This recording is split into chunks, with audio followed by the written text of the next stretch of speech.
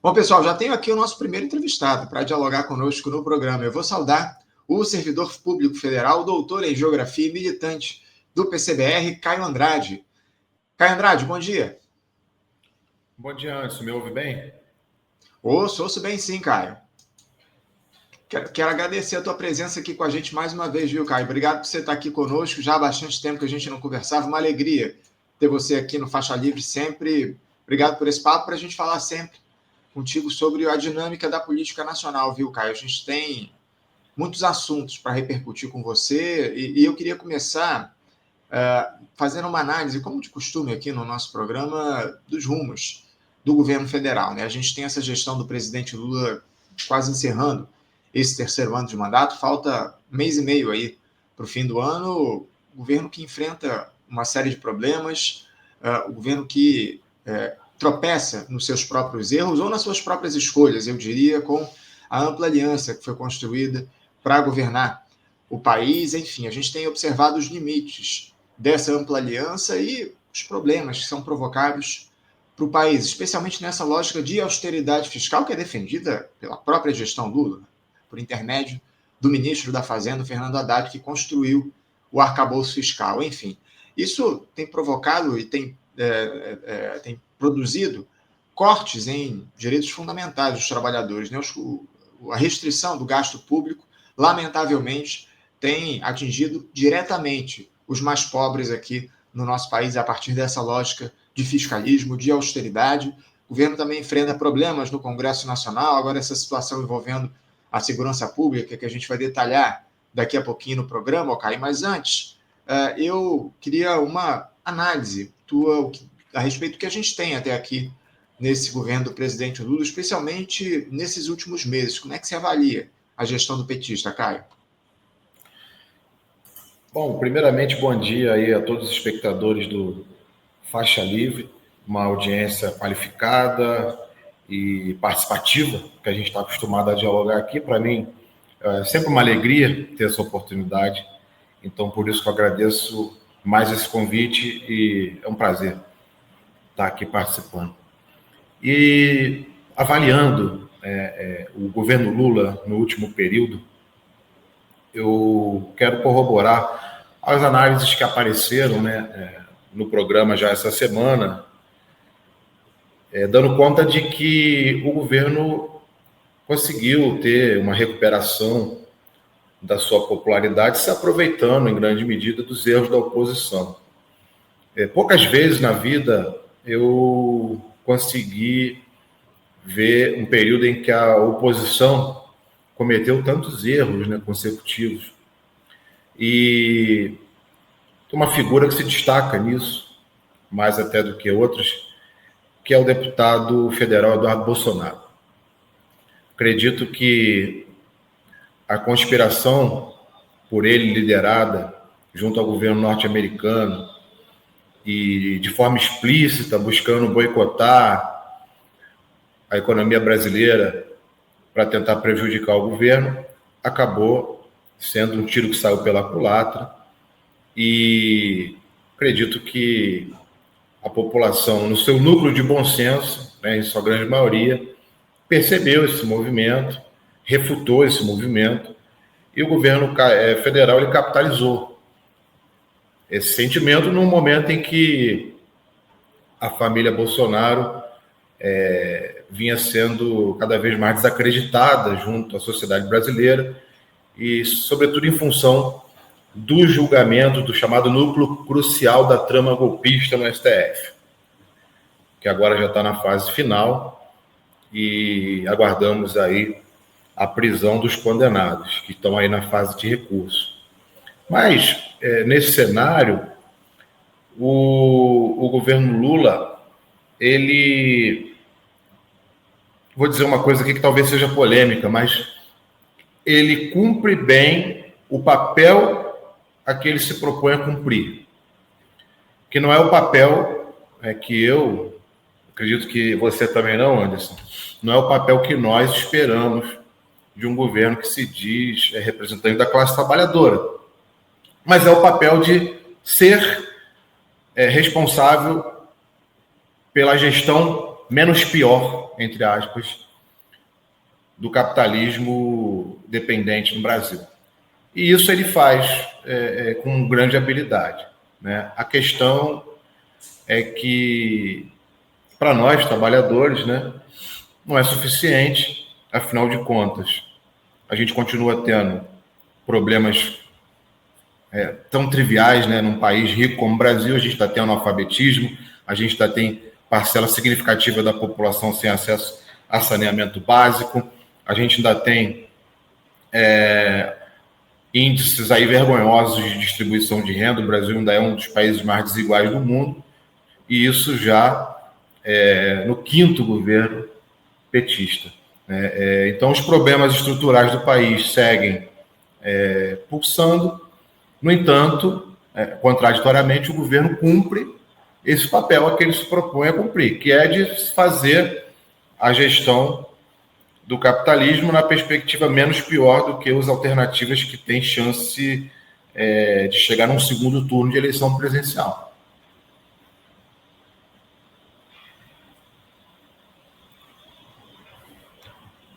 Eu mais uma vez aqui, esqueci o microfone desligado, peço desculpas aos nossos espectadores. Só para explicar aqui, eu fecho o microfone porque eu moro em frente a uma das avenidas mais movimentadas da zona norte do Rio de Janeiro. Então, vira e mexe, tem uma ambulância, tem uma viatura passando com a sirene alta e às vezes vaza no microfone. Por isso que eu fecho aqui enquanto eu não estou na tela. Mas, Caio, eu dizia aqui que outras análises já surgiram justamente nesse sentido, de que o governo Lula ele faz a gestão do capitalismo aqui no país, nesse terceiro mandato dele. Caio, eu queria trazer aqui na tela para você e para os nossos espectadores analisarem, porque ontem saiu o resultado de mais uma pesquisa Quest de intenção de voto para o ano de 2026, eleições presidenciais. Vou colocar aqui, né, na pesquisa, o Lula ele lidera em todos os cenários, segue liderando em todos os cenários. Esse é o quadro do primeiro turno. A gente tem aí uma série de cenários, enfim, com Jair Bolsonaro, a Michele Bolsonaro, o Tarcísio de Freitas, o Eduardo Bolsonaro, o Ratinho Júnior, o Ciro Gomes, enfim, uma série de candidatos no cenário de primeiro turno, onde o Lula lidera com folga. Agora, o que mais nos interessa é o cenário de segundo turno, uma disputa mais direta entre os candidatos. Eu vou colocar aqui o que a Quest mostrou no segundo turno. O Lula também lidera em todos os cenários. O que aparece de novo nessa pesquisa, Caio, é que a distância, a diferença do Lula para os demais rivais caiu. Como vocês veem aí na tela, a diferença entre o Lula e o Bolsonaro, que era de 10 pontos percentuais em segundo turno, caiu para 3 pontos percentuais. Já para o Ciro Gomes, a diferença variou de 9% para 5%. Tarcísio de Freitas, a vantagem do Lula caiu de 12 para 5 pontos percentuais também. Mesmo caso, aliás, no caso do Ratinho Júnior, a diferença também caiu para 5 pontos, mas era de 13 na pesquisa anterior. Em relação ao Romeu Zema, uma diferença bastante significativa, caiu de 15 para 7 pontos percentuais. E aí sim, o mesmo quadro envolvendo o Ronaldo Caiado. 15 pontos caiu para 7%. No caso da Michele Bolsonaro, variou de 12% para 9%. Aliás, minto. No caso do Ronaldo Caiado, 15 para 7%. Da Michele Bolsonaro, de 12 para 9 pontos percentuais a diferença do Lula para a Michele. Eduardo Bolsonaro, a diferença era de 15 pontos percentuais e nessa pesquisa aparece em 10%. O Eduardo Leite caiu de 23 para 13 e do Renan Santos, que é lá desse novo partido, o Missão, que é o partido aí do MBL, caiu de... caiu não. A diferença é de 17%, já que é a primeira vez que o nome dele aparece nessa pesquisa. Caio, eu queria que você analisasse o que é que representa esse resultado. Enfim, a gente sabe muito bem que essa situação envolvendo a segurança pública pode ter influenciado, mas eu queria te ouvir a respeito disso. O que é que justifica essa redução da distância entre o Lula e os candidatos para o segundo turno numa eventual eleição presidencial? No meu entendimento, o governo ele saiu das cordas a partir do momento em que o Congresso Nacional pautou a PEC da bandidagem, PEC da blindagem. Isso suscitou um desgaste muito grande da população, principalmente contra a Câmara dos Deputados, e acabou resultando na rejeição da proposta no Senado. Houve movimentos massivos de rua, há muito tempo não tinha protestos com tanta gente nas grandes cidades brasileiras, e isso alavancou aí uma recuperação do governo federal. Só que a direita também joga, né? A direita não está só assistindo, ela buscou organizar a sua contraofensiva.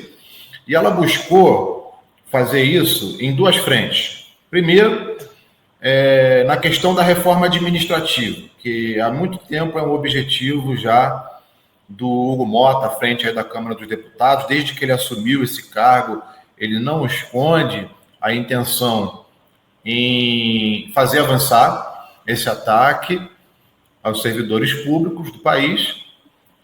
E, no entanto, houve uma marcha exitosa, até tive a oportunidade de participar aqui em Brasília, na Esplanada dos Ministérios, com mais de 20 mil servidores federais, e associado à campanha nas redes sociais contra os deputados que assinaram essa PEC 38, isso até provocou uma debandada de alguns parlamentares, mais de 10 aí retiraram a assinatura do projeto. Então, nessa frente do ataque ao serviço público, a contraofensiva da direita, digamos assim, ficou frustrada. No entanto, do ponto de vista da pauta da segurança, a oposição, o bolsonarismo, a direita de forma geral, ela tem conseguido retomar a iniciativa aí da disputa política a partir dos dois movimentos, né? Primeiro, explorar o erro ali do Lula num discurso em que ele falou que o traficante era vítima do usuário de drogas. Eu acho que esse episódio foi um deslize ali do presidente que ajudou bastante a oposição na sua tentativa aí de recuperar a sua imagem. E na operação policial do Rio de Janeiro, na chacina comandada por Cláudio Castro, com mais de 120 mortos, a direita dá a sua velha resposta, né, o mesmo remédio de sempre para a questão da segurança, que a repressão, a morte, sangue, manchando o chão das favelas, o extermínio da juventude negra e a repressão como resposta. E isso encontra eco, né, em grande parte da sociedade desesperada por soluções imediatas para um tema que não tem solução imediata e pior, né, um tema diante do qual você tem um dilema aí, um dilema bem complicado, porque, por um lado, você tem a direita, com aquele velho discurso de que matar e prender é a solução. E você tem a esquerda, que é até criticada por isso, eu estou simplificando para ser mais didático, né? Agora que o debate é muito mais complexo. Mas a esquerda sendo identificada como aqueles que defendem uma solução para o problema indo à raiz, né? Fazendo investimento social, diminuindo a desigualdade, para até retirar do crime organizado o seu potencial de recrutamento, né? Junto às periferias e favelas do país. Só que tem uma diferença antes, muito grande. É que apesar da proposta da direita ser comprovadamente ineficiente, porque operações não faltaram nos últimos anos, e agora com recordes de mortes em chacinas, né? O Brasil se tornou a terceira maior população carcerária do mundo, mas mesmo assim a violência não se reduz, nem vai ser reduzida com essas iniciativas, mas tem uma diferença, porque a direita promete isso e cumpre, né? É um remédio ineficaz, mas que é executado. Ao contrário da esquerda, que, principalmente a partir do momento que capitulou diante do neoliberalismo, sequer cumpre a sua promessa de resolver o problema da violência atacando pelo viés da desigualdade social, de mitigar, né, as desigualdades, fazer investimento social em saúde, educação, cultura, geração de emprego. mas isso não é cumprido. Então, a diferença, né, a diferença é essa. Então, de fato, enquanto a maior parte da esquerda, né, que a gente chama de esquerda moderada, esquerda liberal, permanecer ajoelhada diante da doutrina neoliberal, esse discurso sobre a segurança, ele vai continuar sendo traído, né? E isso se vê não só no governo federal, isso se vê também nos governos estaduais, porque a última vez que a gente teve experiências de governadores identificados com a esquerda que de fato cumpriram na prática, né, essa proposta de ser diferente em relação à segurança pública, eu esbarrei aqui na câmera e desligou. Estou tentando resolver aqui o problema. Tranquilo.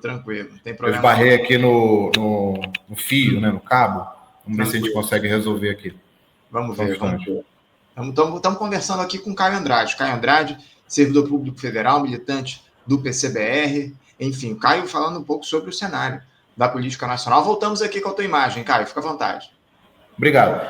Então, eu dizia o seguinte, que os últimos governadores identificados com a esquerda que conseguiram, de fato, colocar em prática, né, essa diferenciação do que é uma outra política de segurança pública, ou que chegaram mais próximos disso, foram há muitos anos atrás, né, no final dos anos 90, no máximo, com o Olívio Dutra, no Rio Grande do Sul, o Brizola, no Rio de Janeiro, até o Mário Covas, em São Paulo, se você for um pouco mais generoso, né, foram as últimas experiências assim diferenciadas.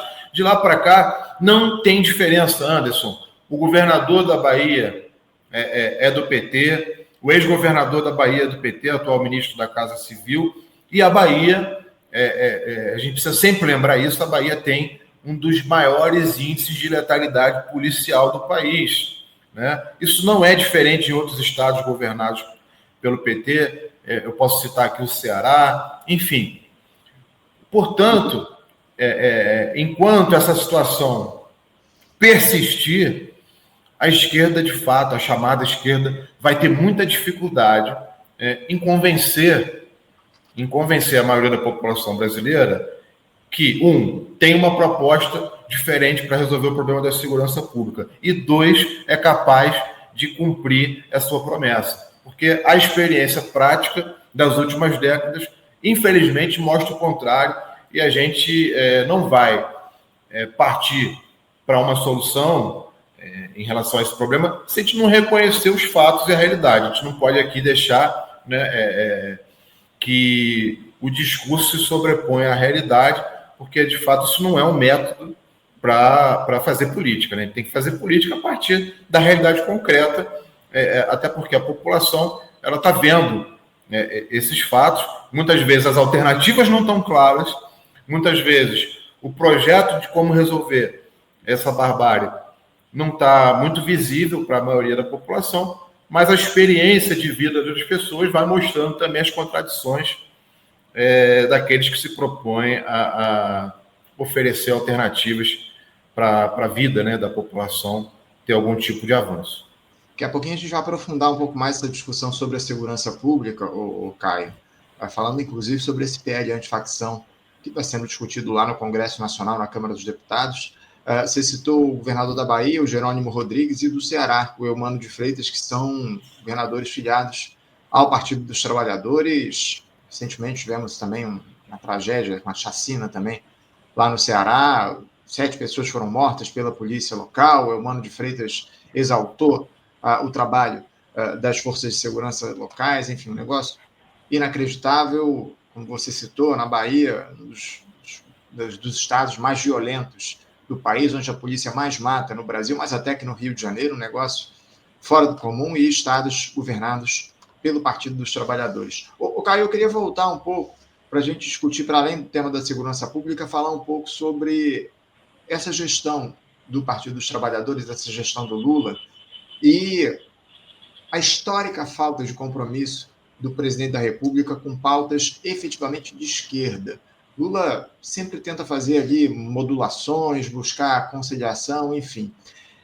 Esse tipo de postura do Lula, de alguma forma molda a militância que se forma a partir dos governos do PT, de 30 anos, de 20 anos para cá? Você vê esse discurso conciliatório do Lula, de alguma forma, moldando essa militância de esquerda que surge no Brasil nos últimos anos?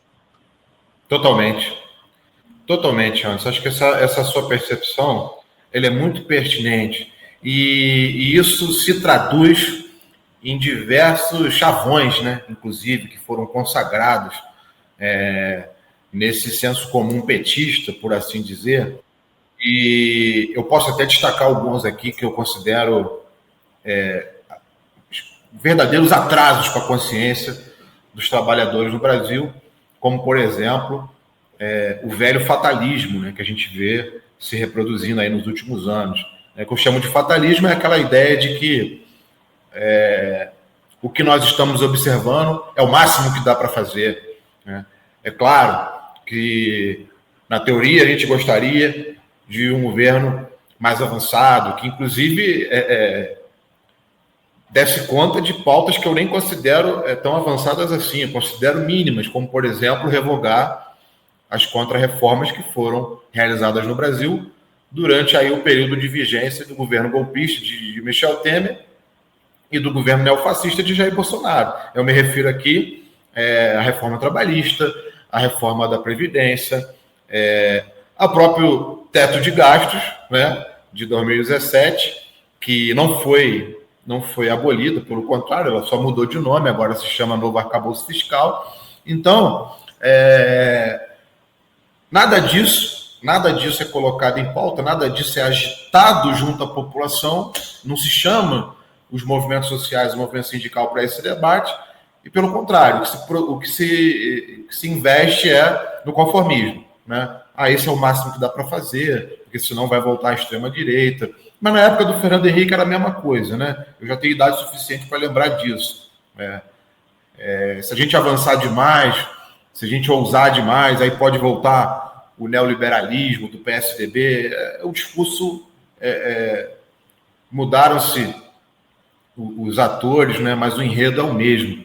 E para isso se usa também, né, a discussão sobre a correlação de forças. A correlação de forças não permite. O parlamento ele é majoritariamente de direita, né? Só que o parlamento sempre foi majoritariamente de direita. E isso não impediu dos trabalhadores conquistarem direitos, inclusive, que agora esse mesmo parlamento está buscando abolir.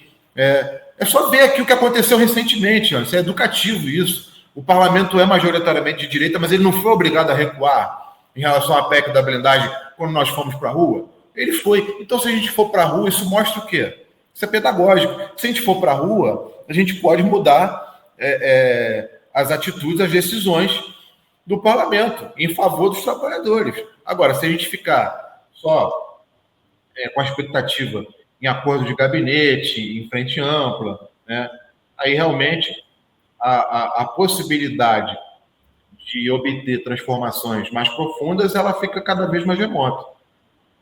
Sem dúvida alguma. Se não houver uma mobilização efetiva para que os trabalhadores estejam nas ruas buscando as suas prioridades, enfim, vai ficar difícil, de fato, a gente conseguir mudanças mais profundas, efetivas, estruturais no nosso país.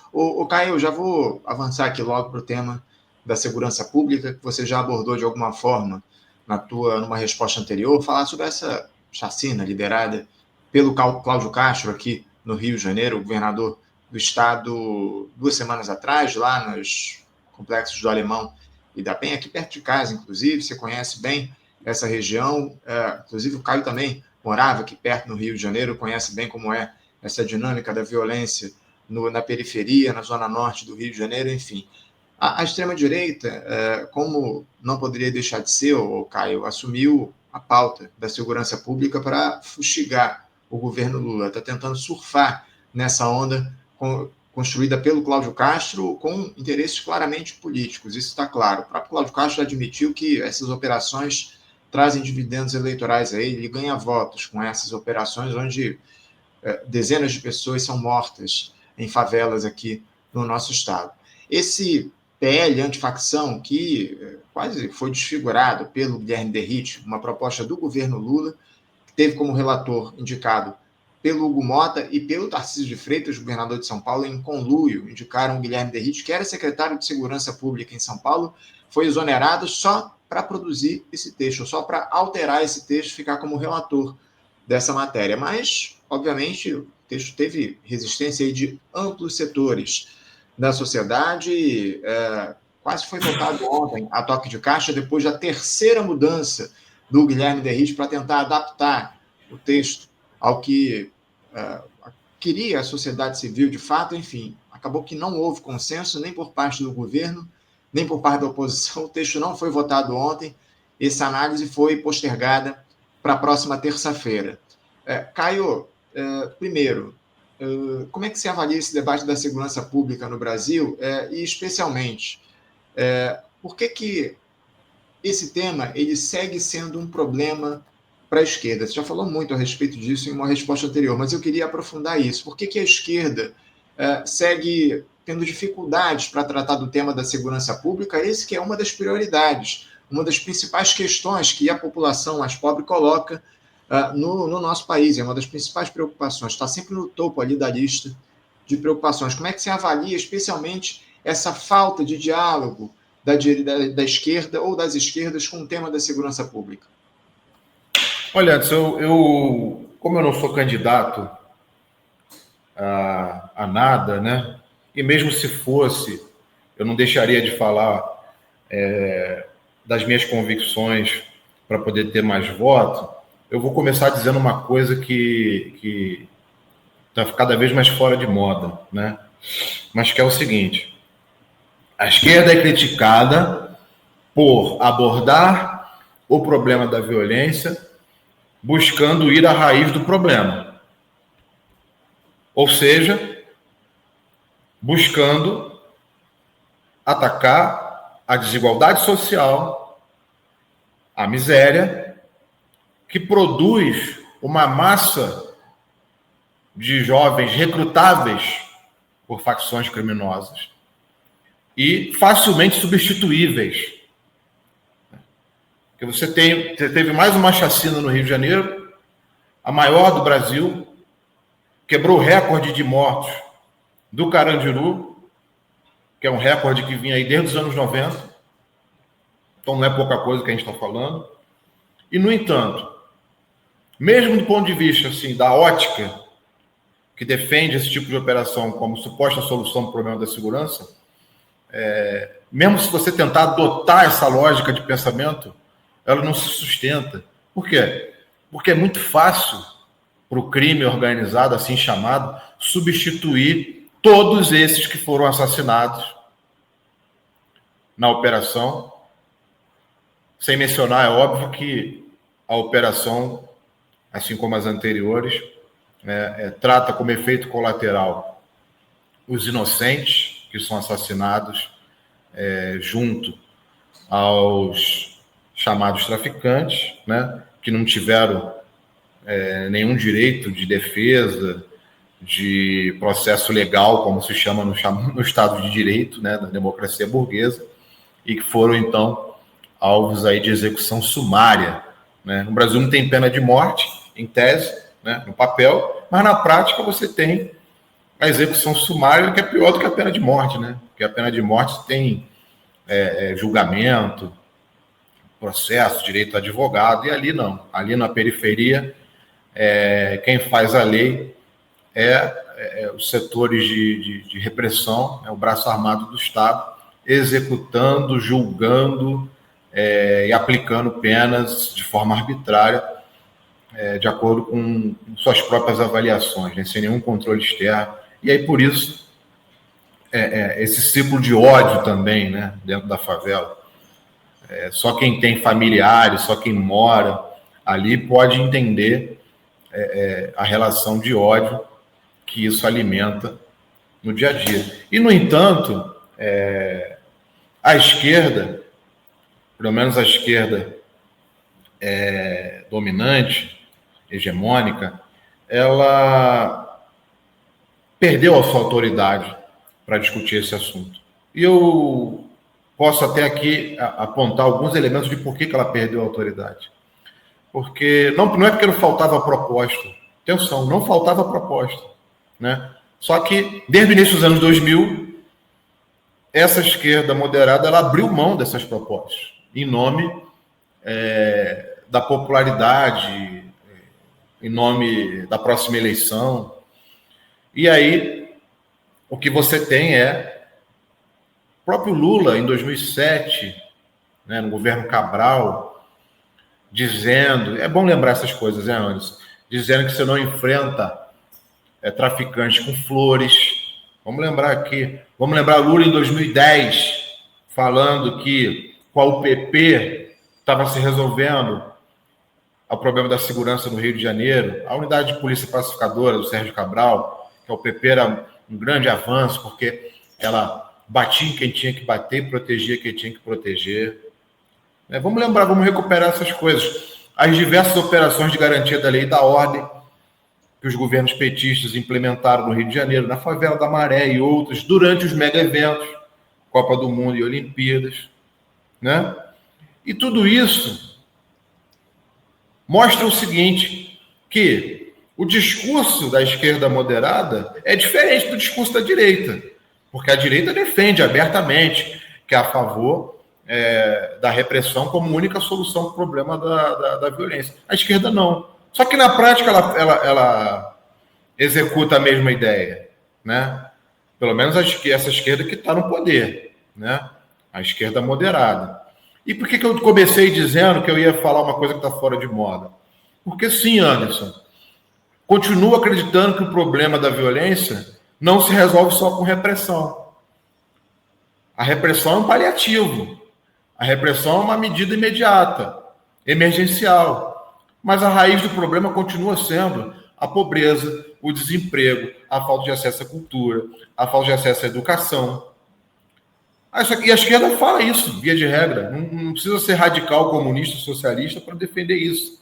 Só que, de fato, assim, quando chega no governo federal ou nos governos estaduais, que a gente já citou aqui, não coloca em prática. E não coloca em prática porque capitulou diante do neoliberalismo. E aí eu quero encerrar esse bloco dizendo o seguinte, não é porque você está com febre e defende, né, e acredita na necessidade de investigar a origem da sua febre que você não vai deixar de tomar um antitérmico, né? Você vai tomar um antitérmico para você baixar a febre. Agora, se você continuar com febre, você precisa fazer o quê? Investigar para saber a origem. Pode ser uma infecção, né? Pode ser várias coisas. E aí só o antitérmico não vai resolver. A mesma coisa é a questão da segurança.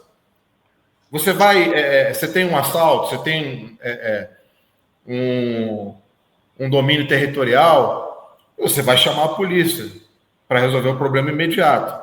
Só que a origem do problema continua intacta.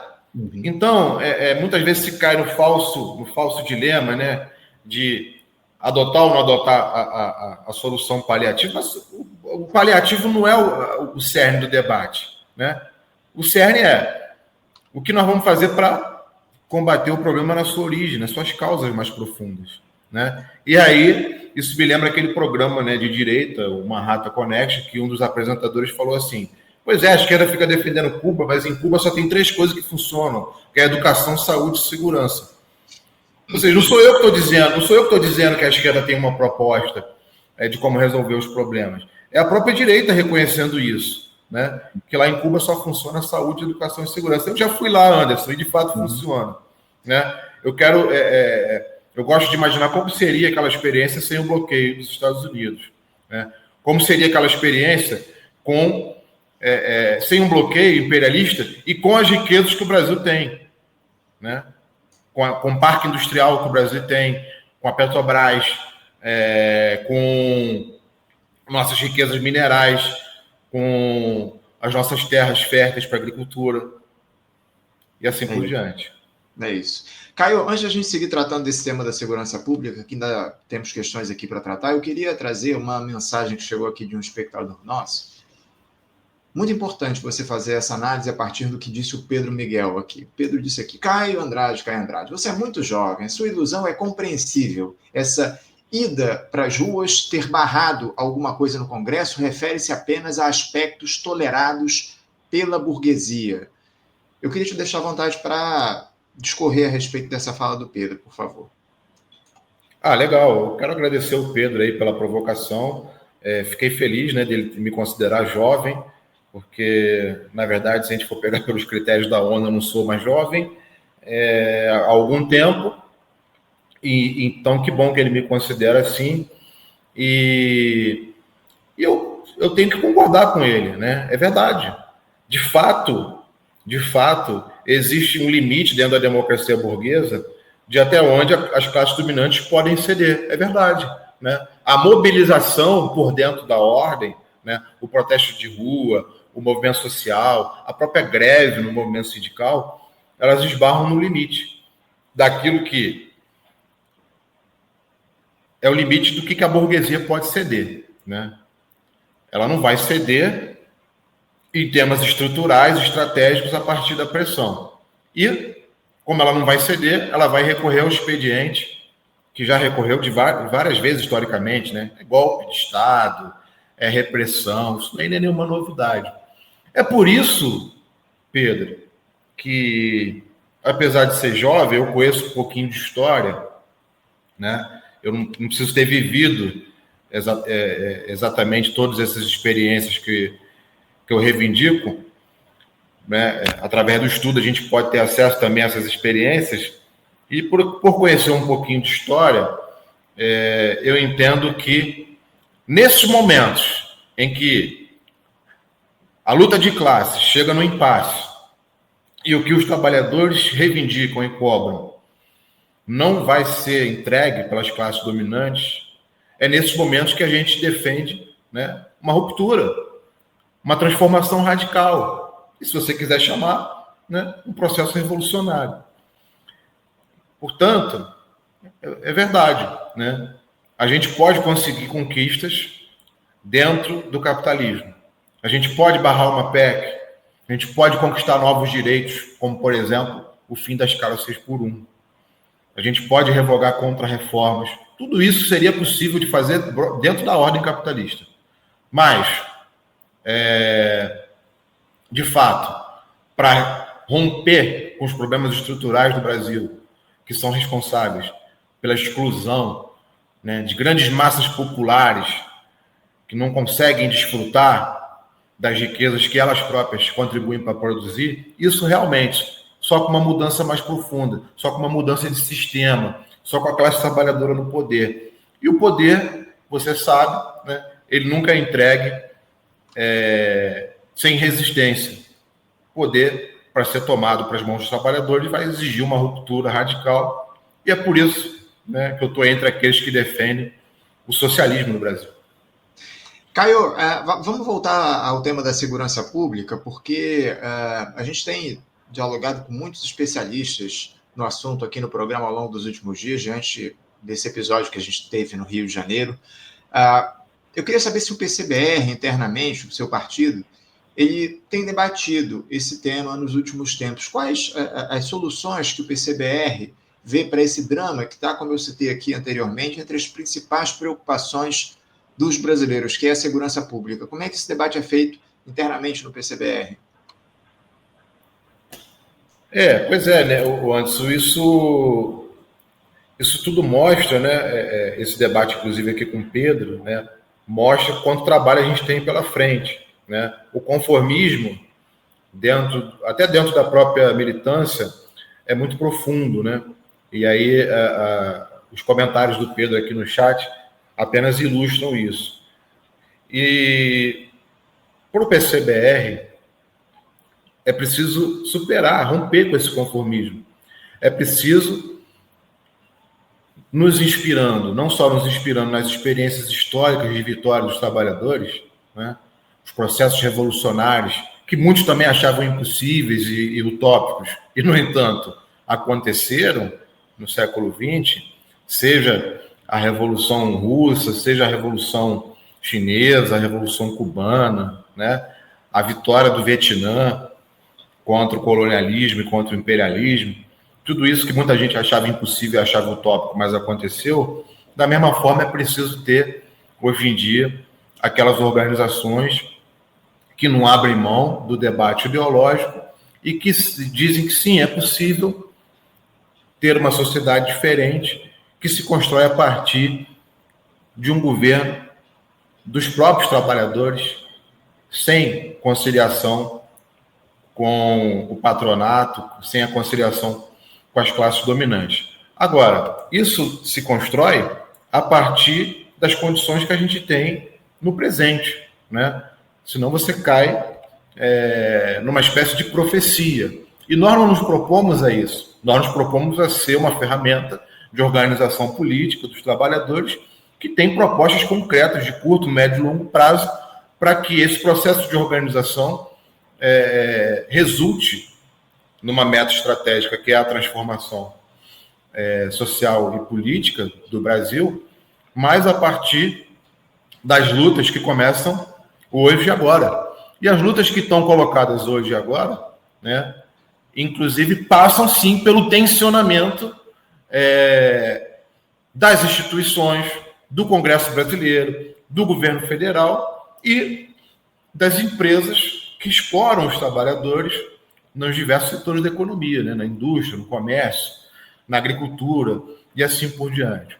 Portanto, através do trabalho de agitação e propaganda, através do nosso jornal, que é o Jornal O Futuro, que eu convido aos espectadores do Faixa Livre que ainda não conhecem, para que visitem a página do Jornal O Futuro, para que adquiram as edições, os exemplares impressos com os militantes que oferecem o jornal em várias cidades do Brasil. Então, através desse trabalho, a gente procura denunciar as contradições do sistema capitalista, denunciar as contradições da democracia burguesa no Brasil, a exploração dos grandes empresários, dos grandes capitalistas, convocando a classe trabalhadora para resistir, convocando a classe trabalhadora para se organizar, para se unir, para entender que, apesar de você ter várias lutas específicas, existe um fio condutor capaz de aglutiná-las, e esse fio condutor é justamente o fato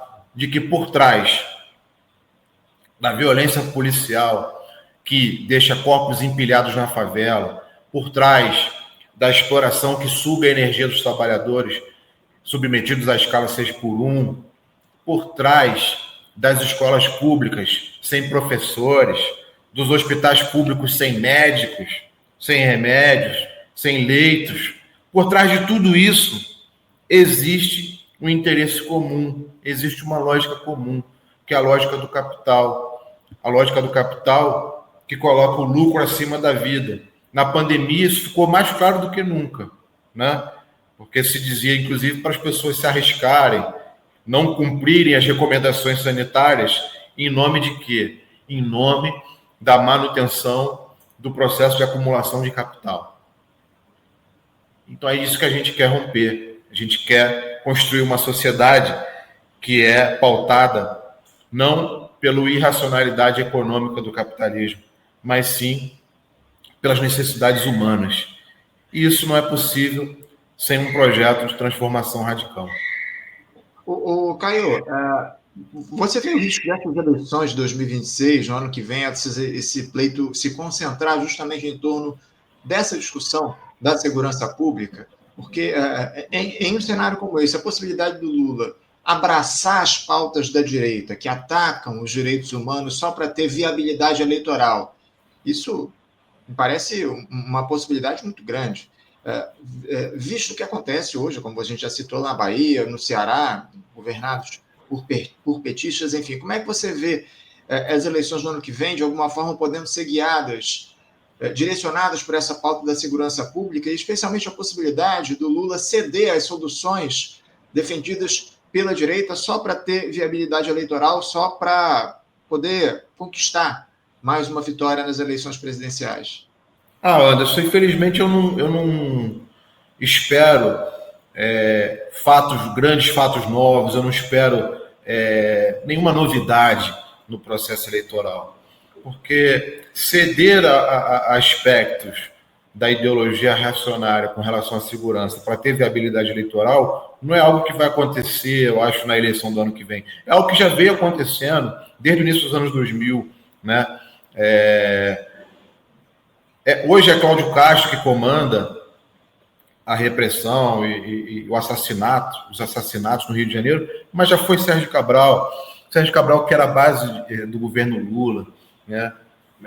E, portanto, isso não seria algo exatamente novo na minha avaliação. O que me preocupa é o seguinte, Anderson, o que me preocupa é o que eu coloquei numa outra fala e que eu gostaria de retomar agora. Ou seja, a direita promete a repressão e cumpre.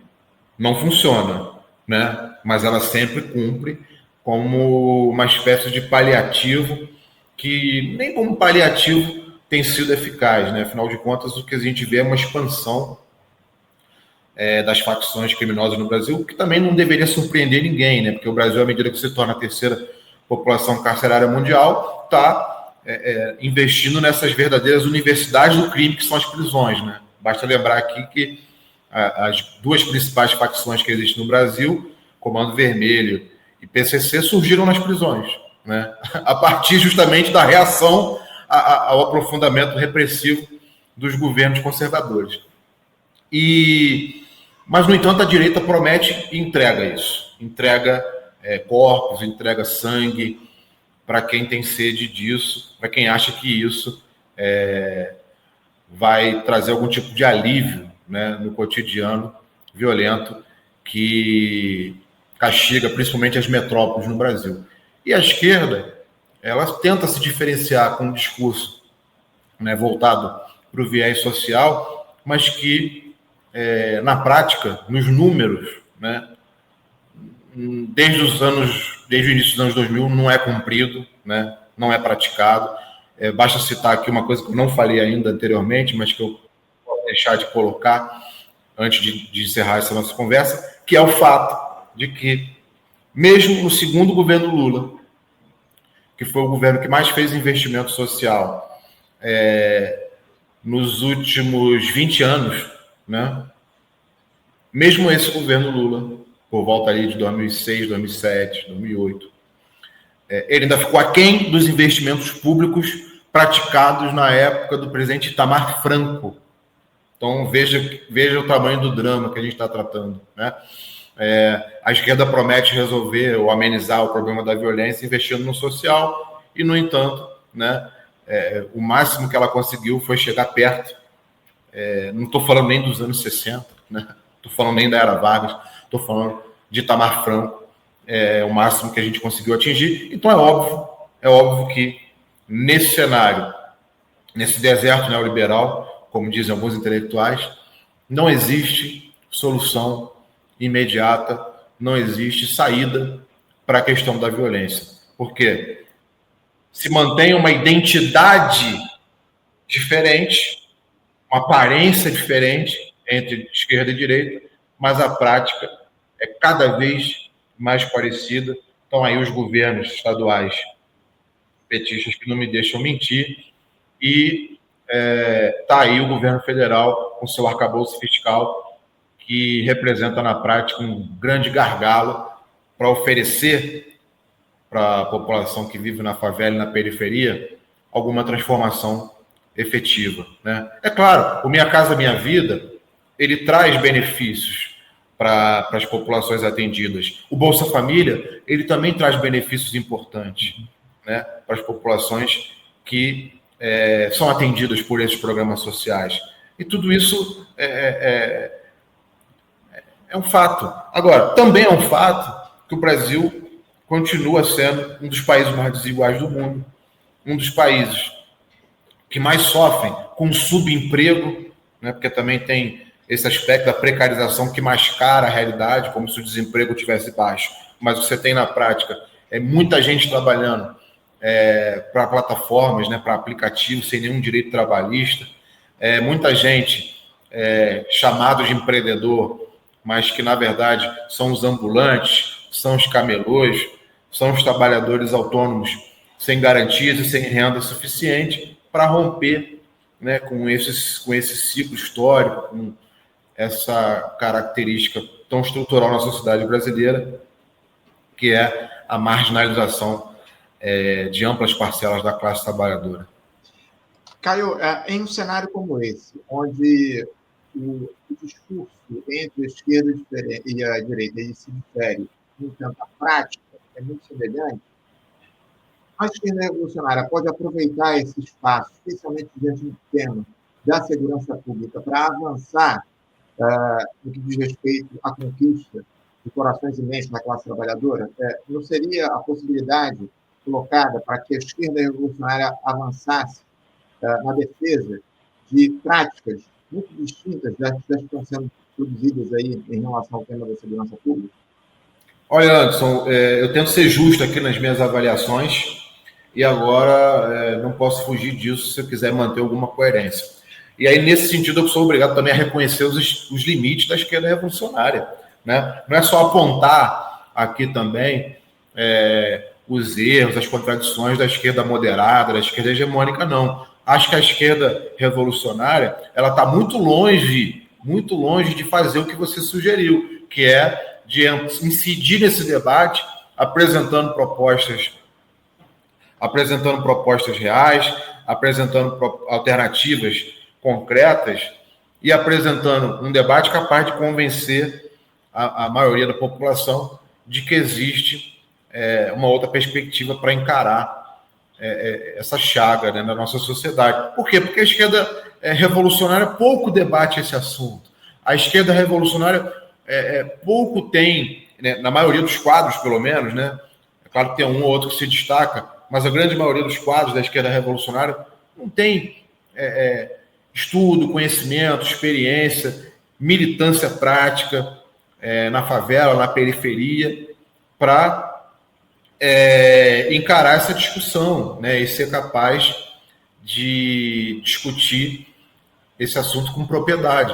Então, Anderson, devido a isso, né, devido a esses limites também da própria esquerda revolucionária, eu não sou muito otimista, né, de que, pelo menos no curto prazo, se aproveite dessas contradições para poder avançar no processo de consciência, né? Acho que a esquerda revolucionária também tem que fazer o seu dever de casa, e eu também me incluo nisso, que é de estudar mais sobre esse assunto, que é de ouvir mais a população que sofre na pele esses problemas, que é se organizar junto a esses trabalhadores, principalmente nas favelas, para ter aí uma solução construída, não de cima para baixo, como se fossem iluminados, né, organizados na esquerda revolucionária, mas construída em diálogo com essas populações, e claro, né, sem nenhuma perspectiva demagógica, e aí eu procurei aqui nessa discussão colocar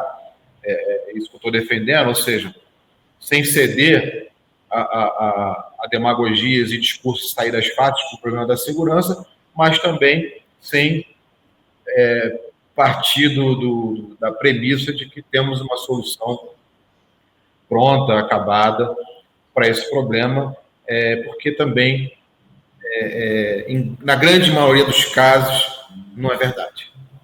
Ô Caio, só para aproveitar essa reflexão que você trouxe aqui para a gente, onde é que está a esquerda revolucionária hoje? Ela não está nesses espaços periféricos de favela, não faz esse debate de maneira mais próxima com essas pessoas? Onde majoritariamente hoje, na tua avaliação, está a esquerda revolucionária?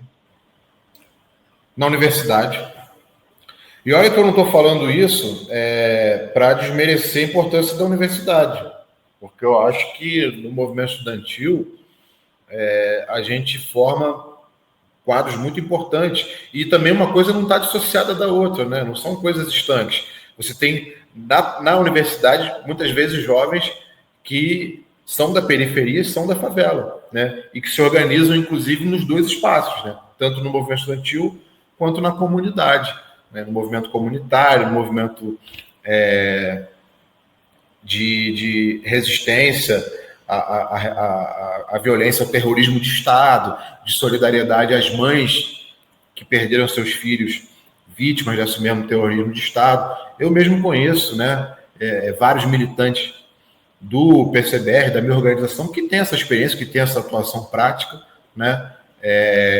Eu já participei disso, né, quando morava em Duque de Caxias, em alguma medida também quando morei no bairro de Del Castillo, no Rio de Janeiro, quando morei em Campo Grande, na Zona Oeste. Mas a gente, muitas vezes, não vê que isso está generalizado no conjunto da esquerda, inclusive da esquerda revolucionária. Mas é claro que existem experiências, mas ainda são experiências muito pontuais, Anderson. E, de fato, acho que a gente tem um desafio aí de, focando na organização dos trabalhadores, principalmente para enfrentamento direto contra os patrões e o capital, a gente vai construir as referências necessárias para ajudar a unificar esses movimentos que são muito fragmentados, né? Então, eu estou muito convencido também que a ausência de um movimento operário consolidado hoje no Brasil, com a perspectiva classista independente, também faz falta no sentido de ser uma referência para essas experiências de organização na favela, na periferia, que ficam muito sujeitas, nessa ausência da classe operária organizada, ficam muito sujeitas à influência de outros atores, como ONGs, por exemplo, como movimentos sociais de corte liberal, né? Então, acho que esse é o tamanho do nosso desafio. Desafio enorme esse que está colocado, viu, Caio? Eu quero, acima de tudo, agradecer a tua presença aqui por trazer essas reflexões, enfim, fomentar essa discussão que não vai se encerrar hoje. Certamente a gente vai trazer novas análises a respeito disso aqui no programa, especialmente do tema da segurança pública, e a gente espera contar com a tua presença aqui em breve no Faixa Livre para dialogar contigo sobre os temas importantes da política nacional. Obrigado mais uma vez, Gil, Caio, por você estar aqui conosco. Obrigado, até a próxima. Sempre uma alegria. Obrigado, bom dia, até a próxima. Bom dia.